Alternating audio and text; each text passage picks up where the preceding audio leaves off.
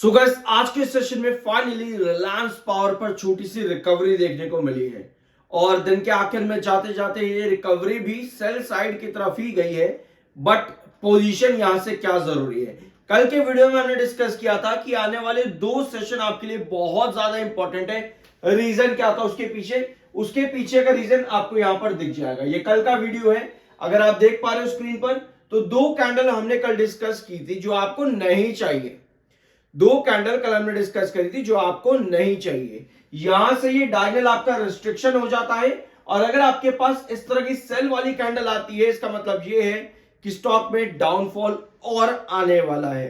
ठीक है, ये चीज हमने कल डिस्कस करी थी और सिमिलर कैंडल जो कल डिस्कस करी थी, एग्जैक्ट यही कैंडल आज के दिन फॉर्म हुई है। एक बार यहां पर स्क्रीन पर देखो, आज के सेशन की कैंडल ये है, आज के सेशन की कैंडल, और यही हम डिस्कस कर रहे थे। आपके पास इस तरह की कैंडल नहीं आनी चाहिए जो कि सेल को इंडिकेट करे, क्योंकि इसका मतलब यह है कि गिरावट और ज्यादा होने वाली है। अब ऐसा क्यों है कि गिरावट लगातार चल रही है रिलायंस पावर में? इसके पीछे क्या एक रीजन है अनिल अंबानी का? क्या ये एक रीजन है या फिर अपार्ट फ्रॉम दिस और भी कोई रीजन है? बिल्कुल स्पेसिफिकली और भी रीजन हमारे पास में है जो आप रेगुलर बेसिस पर सुन रहे हो इस चैनल पर। जब आपका स्टॉक 52 पर था, तब से, जब रिलायंस पावर 52 पर था, तब से लेकर के मैंने लगभग 50 वीडियो डिस्कस करी होंगे आप लोगों के साथ में, क्योंकि एज एन इन्वेस्टर समझदार होना बहुत जरूरी है। आप जब भी एनएससी के डाटा पर जाते हो, आपको सीरीज के नीचे एक पॉइंट लिखा हुआ नजर आता है, या तो वो स्टॉक बिल्कुल क्लियर होगा या फिर आपको यहां पर जीएसएम, एएसएम, ईएसएम या बीई कैटेगरी, ये सब चीजें लिखी होती देखने को मिलती है सीरीज के नीचे। अब जब से आप 52 पर आए हो, 52 पर जब से आप थे, तब से लेकर के आज की डेट तक रिलायंस पावर 100% वार मार्जिन पर है। आज तक पिछले 50 वीडियो में एक भी व्यूअर ने ये नहीं पूछा कि भैया ये वार मार्जिन होता क्या है। तभी मैं आपसे कहता हूं कि समझदार इन्वेस्टर बनो। किसी को मतलब ही नहीं है, किसी ने लिटरली नहीं पूछा आज तक कि भाई ये वार मार्जिन होता क्या है। कोई तो पूछ लो। वार मार्जिन मतलब हाई वॉलेटिलिटी। मैं आज फिर से इस पॉइंट को रिपीट इसलिए कर रहा हूं क्योंकि आपको अपने पैसे को इज्जत देनी आनी चाहिए। हम सिर्फ एक तरफा बात करते रहते हैं कि अब तो यहां से और ऊपर चला जाएगा या और ऊपर चला जाएगा, गिर जाएगा तो भैया यहां से गिर ही जाएगा। समझदारी हमें यह देखनी चाहिए कि हम कर क्या रहे हैं। वार मार्जिन आपका 52 पे जब से आप हो तब से 100% पे है। वॉलेटिलिटी ज्यादा रहती है और 44 से लेकर के 47.50 के बीच में जब आपको एक सेशन तेजी, अगले सेशन गिरावट, फिर तेजी, फिर गिरावट दिखती थी ना, तो ये वार मार्जिन की वजह से ही था। आज तक पिछले 50 वीडियो में एक भी व्यूअर ने ये चीज पूछी ही नहीं है। पता नहीं लोग क्या देखते हैं क्या नहीं देखते, बट लोगों के दिमाग में एक चीज रहती है कि भाई मुझे बस ये बता दो कि खरीदे या बेचे। गलती आपसे हुई है अगर पहली बार, तो आप ये मत सोचो कि आपने गलती कर दी और फिर बाद में दूसरों पर ब्लेम करना शुरू कर दो कि भैया उसने मुझे बोला खरीदने को, इसने मुझे बोला, या फिर कंपनी बेकार है, ऑपरेटर गेम है वगैरह। ये सब ब्लेम करने से बेटर ये है कि हम ये समझे कि हमारे साथ आगे जाकर के ये गलती ना हो।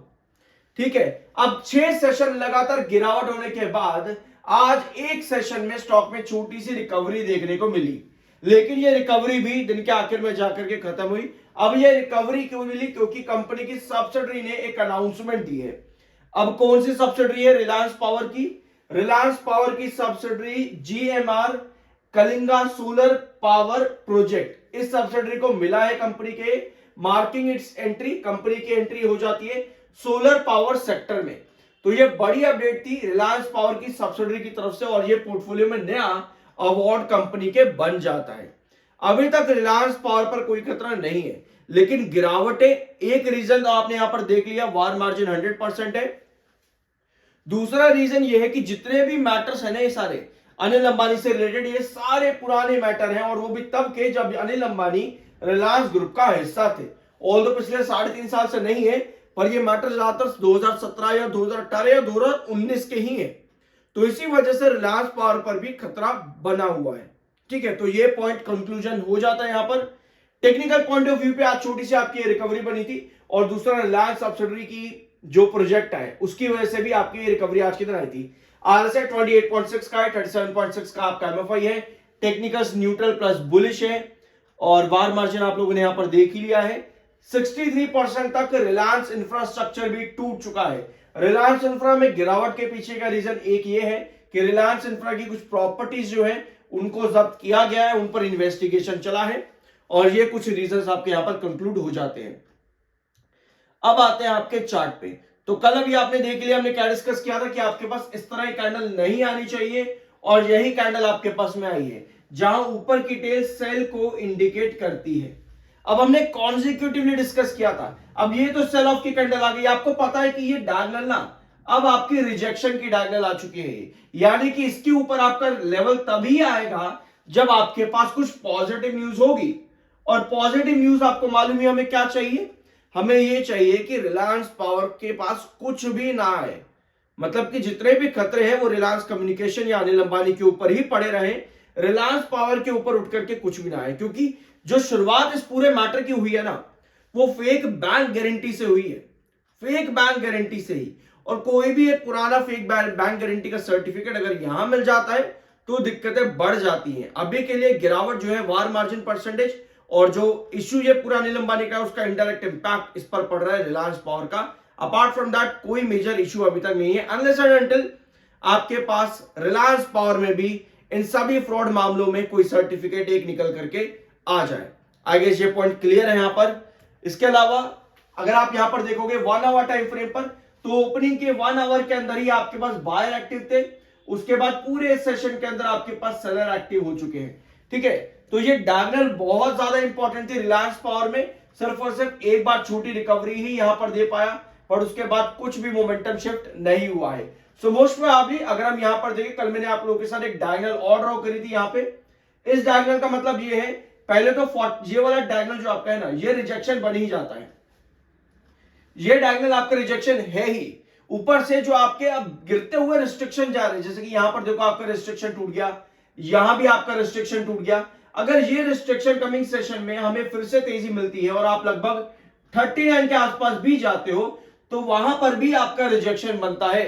आपके पास इस तरह एक कैंडल आती है जहां पर ऊपर की टेल लंबी हो, तो उस कंडीशन पर आपके गिरते हुए रिस्ट्रिक्शन बन जाते हैं। और आपको पता है जब आपके रिस्ट्रिक्शन गिरना शुरू हो जाए, इसका मतलब ये है कि स्टॉक और डाउन जाएगा, और डाउन जाएगा। तो ऐसे में 36 का क्रूशियल बेस है रिलायंस पावर लिमिटेड का। अब आप यहां पर समझे क्या इस पूरे वीडियो के अंदर, आप बस ये समझे कि भाई इतना बेकार मत बोल, बस इतना ही आप लोग समझे। लेकिन एक समझदार इन्वेस्टर होते हुए अगर आपने इस वीडियो को सही से समझा है ना, तो आपको एक चीज पता चली होगी कि आपके एवरेज पॉइंट क्या है।